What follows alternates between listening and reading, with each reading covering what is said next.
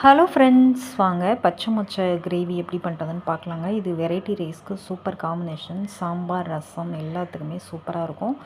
ரொம்ப சிம்பிளாக பண்ணிடலாம். சேம் டைம் டேஸ்ட்டு சூப்பராக இருக்கும். வாங்க எப்படி பண்ணுறதுன்னு பார்க்கலாம். ஃபஸ்ட்டு பச்சை மொச்சை வந்து தண்ணி ஊற்றி உப்பு போட்டு மஞ்சத்தூள் போட்டு வேக வச்சுருங்க. நல்லா வெந்ததுக்கப்புறம் ஒரு சட்டியில் எண்ணெய் ஊற்றி சோம்பு கருவேப்பிலை போட்டு நல்லா தாளிச்சிட்டு நல்லா குட்டி குட்டியாக கட் பண்ண வெங்காயத்தை போட்டு நல்லா வதக்கிடுங்க. நல்லா வதங்கினதுக்கப்புறம் தக்காளி போட்டு கொஞ்சோண்டு உப்பு போட்டு நல்லா கிளறி விட்டுட்டு மூடி போட்டு மூடி சிம்மில் வச்சுருங்க. அப்போ தான் தக்காளி வந்து சீக்கிரம் வெந்து நல்லா ஸ்மாஷ் ஆகி வரும். இந்த மாதிரி ஆனதுக்கப்புறம் இதில் வந்துட்டு மட்டன் மசாலா, குழம்பு மிளகாத்தூள், நம்ம வீட்டில் குழம்புக்கு போட்டலாம் அந்த மிளகாத்தூள் போட்டு கொஞ்சம் மஞ்சத்தூள் போட்டு வேக வச்ச பயிரை இதோட போட்டுருங்க.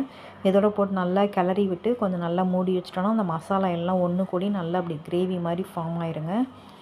பாருங்கள், இந்த மாதிரி வந்துடும். சிம்பிளாக 5 மினிட்ஸில் பண்ணிடலாங்க. பயிர் வெந்துட்டாலே 5 நிமிஷம் கூட அதிகம்தான் பண்ணிடலாம். பாருங்கள், சூப்பராக இருக்குது பாருங்கள். வீடியோ பிடிச்ச லைக் பண்ணுங்கள், ஷேர் பண்ணுங்கள், சப்ஸ்கிரைப் பண்ணுங்கள். வாங்க ஃப்ரெண்ட்ஸ் சாப்பிட.